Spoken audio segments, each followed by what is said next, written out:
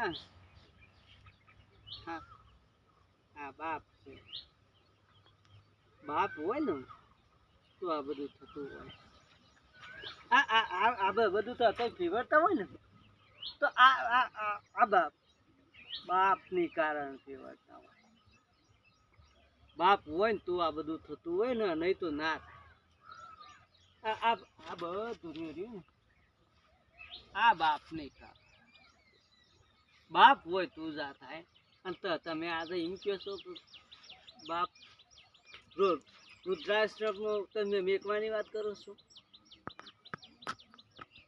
આ આમની કારણ થતું હોય.